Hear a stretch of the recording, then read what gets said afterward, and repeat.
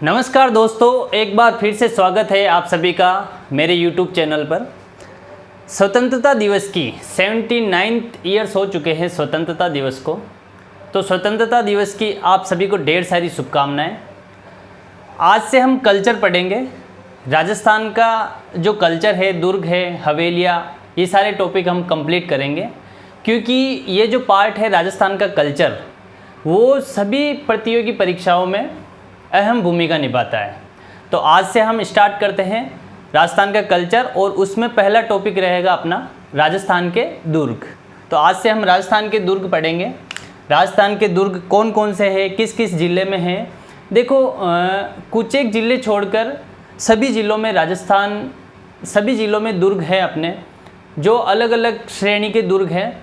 दुर्गों की भी अलग अलग श्रेणियाँ होती हैं। सबसे पहले दुर्ग क्यों बनाए जाते हैं, दुर्ग बनाए क्यों जाते हैं? तो दुर्ग जो बाहरी आक्रमणकारी होते हैं उनसे अपनी प्रजा को सुरक्षित करने के लिए, अपने खजाने को सुरक्षित करने के लिए तथा अपने पशुधन संपदा को सुरक्षित करने के लिए दुर्ग बनाए जाते हैं। दुर्गों की श्रेणियाँ अलग अलग होती है। जैसे दुर्गों की श्रेणियाँ कौन कौन सी होती हैं, तो जैसे एक तो होता है पारिक दुर्ग,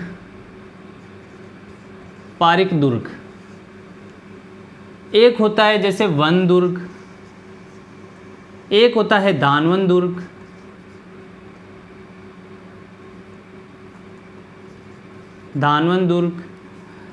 एक होता है पारिक दुर्ग। ये दुर्गों की श्रेणियां हैं, पारिक, वन, दानवन। एक होता है जल दुर्ग, एक होता है सहाय दुर्ग,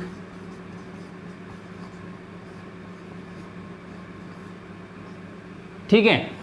पारिक दुर्ग में क्या होता है, जैसे जो दुर्ग बना हुआ होता है उस दुर्ग के चारों तरफ खाइयाँ होती है। जिस दुर्ग के चारों तरफ खाइयाँ होती है उसे क्या कहते हैं, पारिक दुर्ग।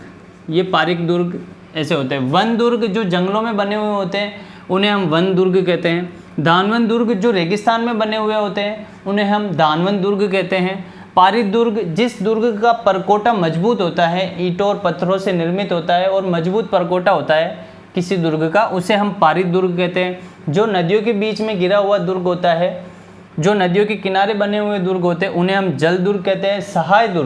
सहाय दुर्ग में अपने सामंत जो अपनी सहायता करते हैं और सभी ईमानदारी से काम करते हैं, उसे हम सहाय दुर्ग कहते हैं। सहायता करने वाले जो भी अपने पास होते हैं, ठीक है। इस तरीके से काफ़ी सारी श्रेणियाँ होती हैं इसमें, पारिक, वन, दानवन, पारिक, जल और सहाय दुर्ग। और भी काफ़ी सारी श्रेणियाँ होती है, लेकिन ये इतने इम्पोर्टेंट नहीं है परीक्षा के दृष्टिकोण से। तो हम चलते हैं दुर्ग की बात करते हैं। आज हम कौन सा दुर्ग पढ़ेंगे, तो राजस्थान का सबसे बड़ा क्षेत्रफल की दृष्टि से, राजस्थान का सबसे बड़ा क्षेत्रफल की दृष्टि से जो दुर्ग है वो पढ़ेंगे हम, चित्तौड़गढ़ का दुर्ग।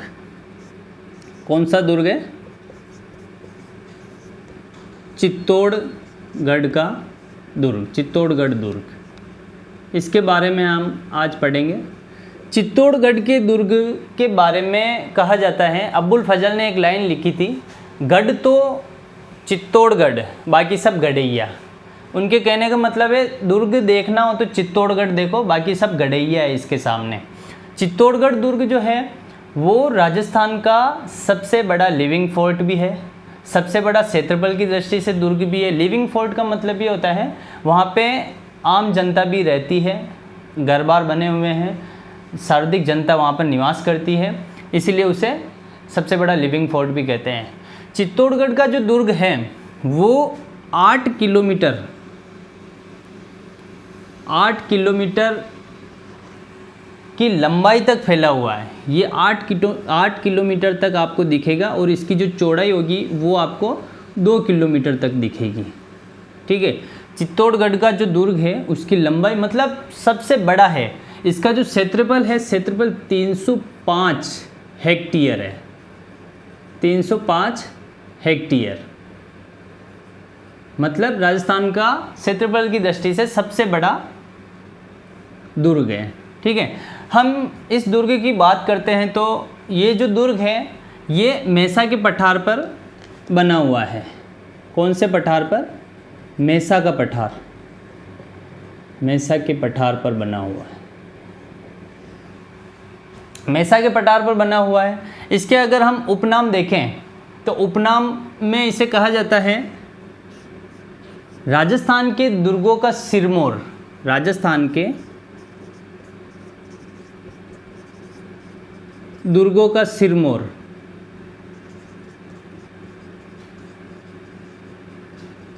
और ये सबसे बड़ा दुर्ग है, सबसे बड़ा लिविंग फोर्ट है, तो इसे ये भी कहा जाता है दुर्गाधिराज, मतलब दुर्गों का राजा, दुर्गाधिराज। इसे चित्रकूटगढ़ भी कहा जाता है। चित्रकूटगढ़ जो नाम है इसका वो चित्रांगद मौर्य के नाम से पड़ा है, इसे चित्रकूटगढ़ भी कहा जाता है।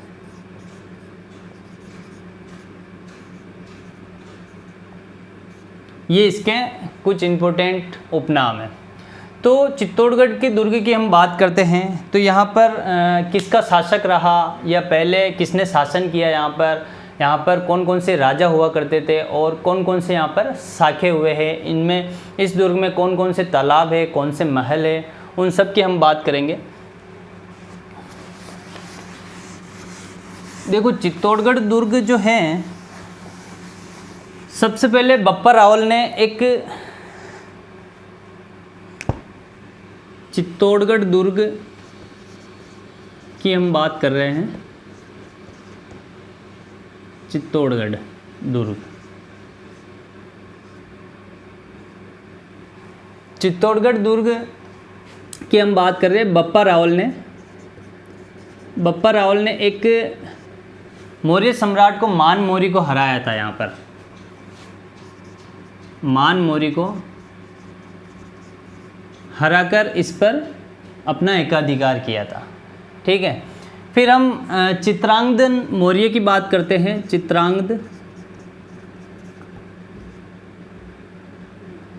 चित्रांगद मौर्य ने इसे जीतकर अपने नाम पर इस दुर्ग का नाम रखा, जो है चित्रकूटगढ़। ठीक है दोस्तों, फिर हम बात करते हैं चित्तौड़गढ़ दुर्ग में जो विजय स्तंभ बना हुआ है। जो विजय स्तंभ बना हुआ है वो है आपके 9 मंजिला इमारत है वो।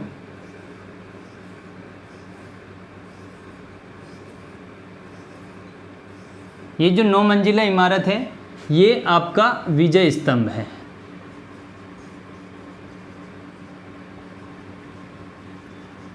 इसकी जो ऊंचाई है दोस्तों वो 122 मीटर है, 122 मीटर है।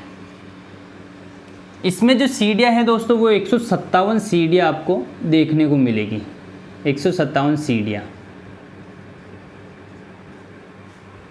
इसका जो निर्माण हुआ था दोस्तों वो 1437 में एक युद्ध हुआ था मोहम्मद खिलजी और राणा सांगा के बीच में। मोहम्मद खिलजी को हराया था राणा सांगा ने 1437 में। ये युद्ध था सारंगपुर युद्ध। इस सारंगपुर युद्ध की विजय के उपलक्ष्य में विजय स्तंभ बनाया गया।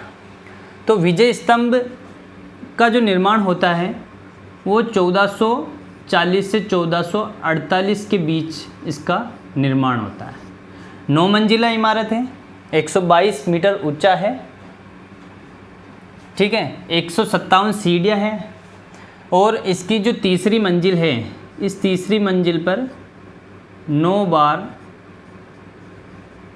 अल्लाह लिखा हुआ है, 9 बार अल्लाह लिखा हुआ है, विजय स्तंभ। ठीक है दोस्तों, इस पर जो ये राजस्थान की जो है ना, ये राजस्थान की पहली इमारत है। ये राजस्थान की पहली इमारत है जिस पर डाक टिकट जारी हुआ। पहली इमारत है जिस पर डाक टिकट जारी हुआ। कब हुआ? तो दोस्तों आज ही के दिन 15 अगस्त 1949 को राजस्थान की पहली इमारत विजय स्तंभ, जिस पर 1 रुपये का डाक टिकट जारी हुआ। तो 15 अगस्त 1949 को इस पर 1 रुपये का डाक टिकट जारी हुआ, डाक टिकट जारी हुआ। ठीक है दोस्तों। और जो चित्तौड़गढ़ दुर्ग है ना, चित्तौड़गढ़ दुर्ग को 21 जून 2013 को यूनेस्को विश्व धरोहर की सूची में शामिल किया गया। इसको 21 जून 2013 को विश्व यूनेस्को धरोहर की सूची में शामिल किया गया। और चित्तौड़गढ़ दुर्ग पर 2018 में 12 रुपये का डाक टिकट जारी किया गया। 12 रुपये का डाक टिकट जारी किया गया 2018 में। ठीक है दोस्तों। चित्तौड़गढ़ दुर्ग में जो है 3 शाखे होते हैं। 3 शाखे कौन कौन से होते हैं ये हम समझ लेते हैं।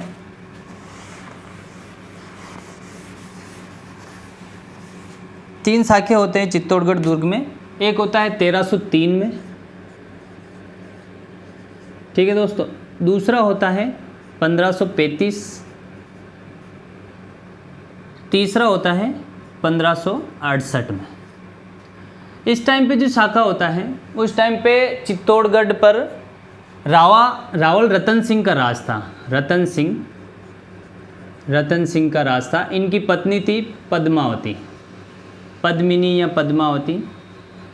पद्मावती। जो आक्रमणकर्ता थे वो कौन थे? तो अलाउद्दीन खिलजी।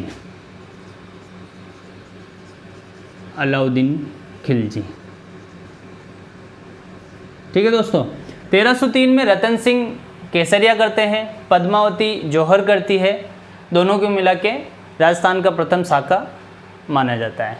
अलाउद्दीन खिलजी ने आक्रमण किया था 1303 में। फिर दूसरा शाखा होता है जहाँ पर सेनापति कौन थे? तो बाघ सिंह, रावत बाघ सिंह। ठीक है। यहाँ रानी कर्मावती होती है, कर्मावती। और आक्रमणकर्ता कौन होते हैं? तो बहादुर शाह जफर, बहादुर शाह। ठीक है दोस्तों। दूसरा शाखा 1535 में होता है जहाँ सेनापति बाघ सिंह होते हैं। उनकी जो रानी होती है वहाँ की कर्मावती होती है, क्योंकि जो राजा थे विक्रमादित्य वो अल्पायु में थे, इसीलिए कर्मावती ने पूरा राजभार संभाल रखा था। और उनके सेनापति थे बाघ सिंह, जिन्होंने केसरिया किया, इन्होंने जौहर किया और इन्होंने आक्रमण किया था। ठीक है दोस्तों। 1568 में कौन आक्रमण करता है? अकबर। ठीक है। पहले यहाँ राजा कौन थे? तो उदय सिंह। जौहर कौन करती है? तो फूल कंवर रानी। ये जयमल पत्ता केसरिया करते हैं। जयमल की ये रानी होती है, जयमल और पत्ता और कल्ला राठौड़ ये केसरिया करते हैं, ये जौहर करती है। और जो आक्रमणकारी होता है वो होता है अकबर। यहाँ पर अकबर आक्रमण करता है। अकबर जो आक्रमण करता है तो वो किले के बाहरी भाग पर, पश्चिमी भाग पर एक मोहर मंगरी बनवाता है। मोहर मंगरी बनवाने के लिए वो सभी ग्रामीणों को एकत्रित करता है और बोलता है कि आप एक एक तगारी मिट्टी की या रेत की कैसी भी आप लाके यहाँ डालो, मेरे को मगरी बनानी है, मोहर मगरी। फिर उस पे चढ़कर मैं चित्तौड़गढ़ पे आक्रमण करूँगा। तो उन एक तगारी के लिए एक सोने की मोहर सबको दी गई, उसे हम मोहर मगरी कहते हैं। ठीक है दोस्तों। ये हैं आपके चित्तौड़गढ़ के 3 शाखे। ठीक है। चित्तौड़गढ़ में एक कीर्ति स्तंभ भी है जिसका निर्माण जीजा बघेरवाल व पुण्य सिंह ने करवाया था। कीर्ति स्तंभ वो 75 फीट ऊंचा है। ठीक है दोस्तों। वो इतना खास नहीं है। फिर हम देखेंगे यहाँ पर सिद्धेश्वर मंदिर है और तुलजा भवानी का मंदिर है। तुलजा भवानी के मंदिर का निर्माण बनवीर सिंह ने करवाया था। एक कालिका माता का मंदिर है और गौमुख कुंड है चित्तौड़गढ़ में। और चित्तौड़गढ़ के जो प्रवेश द्वार है उनके बारे में हम देख लेते हैं। प्रवेश द्वार कौन कौन से हैं? पहला तो है पांडन पोल।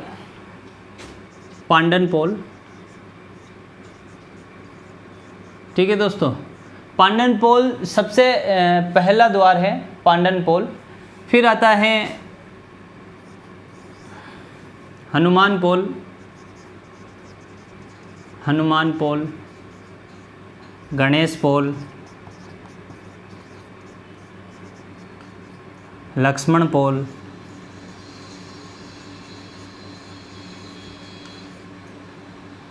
रामपोल।